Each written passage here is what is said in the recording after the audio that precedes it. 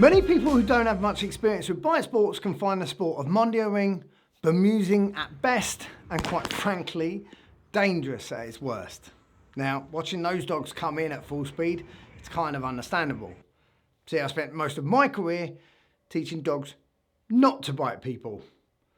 But what I'm hoping to do in this video is lay down some of the misconceptions, answer some of your questions, and maybe even tempt you into a new world with your own dog. My name is Jo Rosie Haffenden and my chosen dog sport is Mondioring. I would say it's more than a hobby, but it's definitely not my job. It's more like a religion or a lifestyle. Mondioring is a protection sport, a bit like French ring or IGP, but Mondioring has three main phases. It has a phase of obedience where you do things like heel work and food refusal and exercises like that, and then it has a jump section where you do a palisade, a long jump and a hurdle, and then it has the protection phase where you have lots of different concepts the dog has to learn around biting a decoy or a couple of different decoys.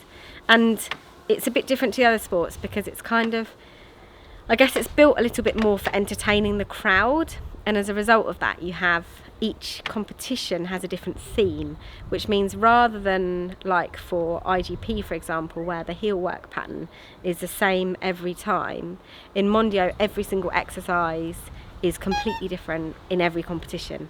So in one competition you might be asked to retrieve a door handle, in another competition, if the theme is wizards and witches, you might be asked to retrieve a wand. Like you never know what's going to happen. The first question I usually get asked is why? Well, there are several ways to answer this. Why does he do Mondioring? Yo practico Mondioring porque para mí es una de las disciplinas más completas que hay. Te vale para la vida normal, para el deporte o incluso para un trabajo policial con el perro. Para mí es de lo más completo que hay. According to the FCI rulebook, they say the purpose of Mondioring is to highlight the aptitude of the dog, the quality of its training, the control of its handler, and especially the genetic inheritance of the dog. But from my point of view, it's a hell of a lot simpler. It's literally the highlight of my dog's week. My dogs are genetically predisposed for this work. See, I teach a module on canine genetics, and I'll drop a link in the description, but specifically for Risk and Fizz, there isn't anything that comes close to Mondio. We do all the good stuff, like walks, swimming and shit, but I'm pretty sure that if they had their way, they would live at the club and do this from the moment we woke up. El Mondioring no es solamente un programa para Malinois, pero sí que es cierto que durante muchos años y para mucha gente es el programa que se utiliza para la selección genética del Malinois, de la raza Malinois. ¿Hay otras razas que lo pueden hacer? Sí, pero pocos. Category 1 obedience consists of heeling without the leash, absence of handler,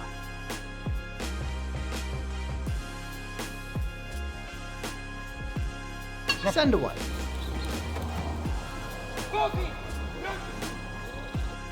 position changes,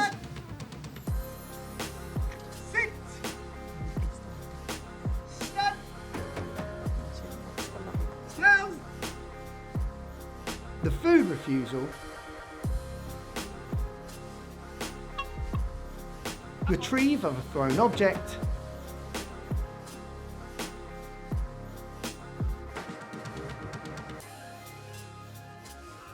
and in levels 2 and 3 you add the search for a little block of wood.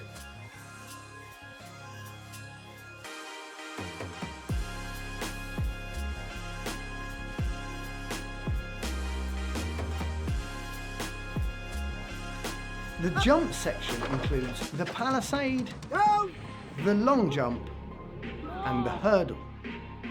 You pick one for Cat 1, 2 for Cat 2, and you guessed it, all 3 for Category 3. Now, this is the bit that everybody gets excited about. Protection. There are 3 bite scenarios in Cat 1, 5 bite scenarios in second level, and 7 in level 3, and I'll go through them in a moment. The protection work is where I get most of the questions, and by far the most common of which is, aren't you going to make this dog more aggressive? And what if he bites someone in the street? And as usual, it's just not that simple. Yo llevo entrenando Mondioring desde hace unos 2 años y medio. Yo creo que los beneficios de entrenar Mondioring es un comportamiento en general del perro, lo que es la obediencia, el día a día, lo que es la convivencia. Yo pienso que ayuda en todos los aspectos. Yo creo que tengo bastante más control fuera del deporte, en el día a día. Ayuda muchísimo. And are you not scared that your dog's going to bite somebody out in the street? No, para nada. Yo no creo que el perro sea más agresivo porque es todo un trabajo deportivo, que no tiene que ver nada con un trabajo civil. ¿Tú crees que el perro es más peligroso porque muerde en el deporte? No. Deportivamente no. There are, of course, a ton of variables for us to consider, but the short answer, in my experience, is fuck no. In fact, for Fizz, bite work has probably been one of the things that created the most stability. And just so you know, it's okay to be intrigued by this stuff. I see you, getting all hot and bothered, watching some muscle-bound beasts perform amazing tasks of strength and endurance. And then it happens. You become ring sport curious, or maybe bite sport curious in general. So you get yourself a dog. Maybe you get a Belgian Malinois. Maybe you get a Doberman or a German Shepherd. Maybe you get a Beagle. Maybe you already have a Beagle, I don't know. You start to notice that your dog has some qualities that you think might make them a great bite sport candidate. If your dog has natural possession, you may well have a bite sport dog on your hands. I'm talking about a dog that loves to grab something, gets an inherent pleasure, deep pleasure from just holding something in their mouth, and they hold it in as deep as they can for as long as they can. And this type of dog, as I said, doesn't avoid you. Often these dogs are pushy. They push the thing into you. They want you to battle with them and push against them and have some interaction there. So if you have a dog like that, you might well have a dog that would be a good bite sport candidate. You know, and when it comes to the sports, you have choices. There's IGP, which focuses on a lot of obedience and tracking. You have to get up really early in the morning for tracking. Cheeky bugger. Who does she think she is? And then there's Mondio. I have come here to chew bubblegum and kick ass, and I'm all out of bubblegum. Which is kind of like a circus, you know, a circus on the field. Maybe you've seen cool videos like that, where there's stuff all over and it looks like some kind of carnival event. Basically, Mondio is a sport for hoarders. And then you have French ring sport, which is a classic. We have beautiful obedience, we have searches and retrieves, lots of lovely bite work where the dog has to think for themselves. In our clubs, we drink champagne, we eat baguettes with French cheese. And yeah, definitely I'd say, you know, if you're going to do a bite sport, stick with the classics. Come join me in ring sport. French ring. Wait, this is about Mondioring, fucking cheese and champagne. We train dogs over here, not prancing around the Eiffel Tower, all right? Now, a friend of mine likens it to martial arts for dogs. His account is called Karate for Dogs. You should check him out. I call bite work training karate for dogs because the benefits that the dog gets from it are very similar that we, or especially children, are getting from doing martial arts. If you have a child that likes to punch things, break things, what you are going to do? You will put it in the classroom at the desk and you will be dropping M&Ms to keep it calm and in one place. I don't think that's a sustainable strategy, right? So what you want to do is give outlet of that energy, but also in karate class or martial arts class, there is some structure. The same in protection dog sports. So the dog learns how to control those emotions. It's a massive confidence builder. again, if you had a child that is unconfident, being pushed around, being bullied, what you are going to do? Send it for karate class so they can boost their own confidence, have some successes, learn new things, and so on and so on. Realize I'm not going to die. Now, it would help if you consider that martial arts and protection work can be similar. Both have all the pros and structure. They have confidence, they exercise, challenge, but you've effectively taught the dog how to bite if it does go wrong. See, another thing to keep in mind is how this stuff is taught. Protection sports from IGP, French Ring, Belgian Ring, KMPV, PSA, and Mondioring, they're all quite macho worlds to be involved in some places. I think traditionally, because a lot of the protection sports came off the back of competitions that were designed to test working dogs, I think traditionally there were more men in those sorts of jobs. So in the police force, most certainly, and in the army and the Marines and things like this, I think there were always more men. And so I think traditionally it ended up having a more male culture. And so you have to be quite a strong female, I think, to get involved in the sports.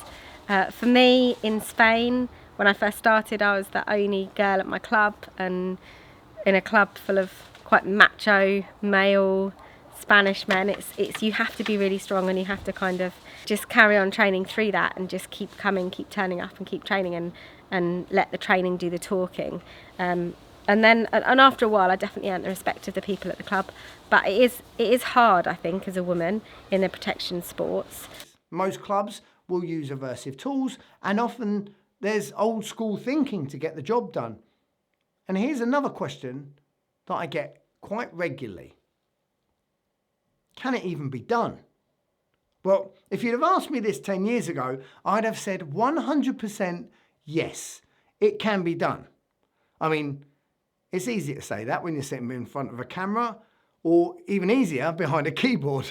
I know that there are others out there that are doing it without tools, and they're getting somewhere. So let's talk to Fizz's breeder, who is an excellent friend, Corinne Rend. Why? Well, because she's been to the World Championships in IGP, and she also doesn't use harsh methods or tools. I mean, in fairness, she is competing in a less cool sport. I mean, you can't see it in the video, but she's probably wearing a fucking cravat. So my tip for people who want to get into protection sport, I'd probably visit quite a few different clubs, different sports clubs. So you might want to visit an IGP club, a Mondio club, have a look at what they're doing, speak to the helpers, speak to the trainers, ask people how much time is needed to do that sport, and just have a look at what's going on and see which one's for you. So by now, you're going to yourself, how do I get involved with this? This is clearly the best dog sport that you can get involved with. And you'd be right. But before we do that, I want to talk to somebody just to reiterate what it is that you do not do to get started in this sport. I've been doing Mondioring since 2013. I've done it. I've been an assistant and then a fully licensed decoy in Romania, and then I went to Belgium and got the same license there. And then in 2015 I moved to the UK. I had to start all over again and do my license here. Talk me through super selection. What's involved in super selection? The super selection is totally different than getting your license as a decoy. It's a selection that, I mean, it's in the name. It selects the best decoys that they are competing at that trial. I've done that last year in October, and after months of running and sweating like a pig, I managed to get the third place. That automatically put me in a position to be at the next World Championship, which is going to be in Spain this October. Quite heavily regulated, isn't it? It is. Overall, it's the same. Theory test, physical test, and practical test. What do you think the risks are of somebody just buying a piece of equipment and giving it a go without actually going through the training and learning what the process is? The risks are from physical to mental to emotional damage, if you can put it that way. It's all about body mechanics, first of all. And there's an aspect which I think it's overlooked, where you have to train without the dog. Because if you don't absorb the dog correctly, two things can happen. Either you get injured or the dog gets injured. You could actually get that dog severely injured. I wouldn't recommend for anyone to do this without having someone to supervise them that has done that before. So as Nate says, you're going to need a decent decoy. And that comes with finding a decent club. See, Mondioring is very much a team sport. You might be out in the competition field on your own, just you and the dog, but it takes a village to build that dog. You need to find yourself a club which is flexible enough to help you train in the manner that you want to train, but also has the experience to guide you in the correct direction. See, the bits that are going to be most difficult for people that are training on their own are the bites. Now, the bites in level 1 include the frontal,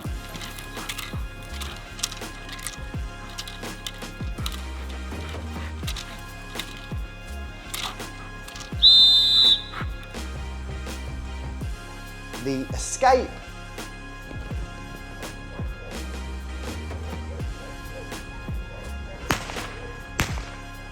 and the defense of handler.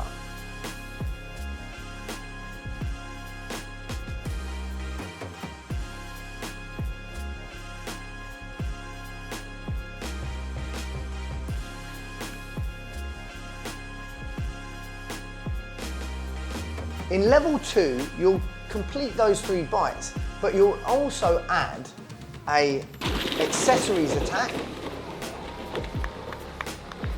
and a search and escort.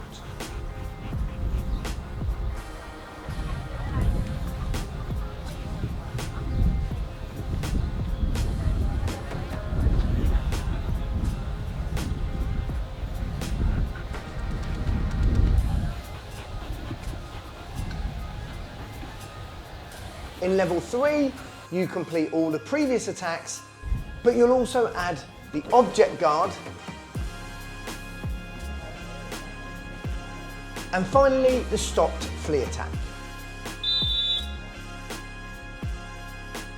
And that's it, that's the basis of Mondioring. So as always, if you've got any questions, don't be afraid to drop your comments below. Maybe we'll address them in a new video, and I'll catch you next time.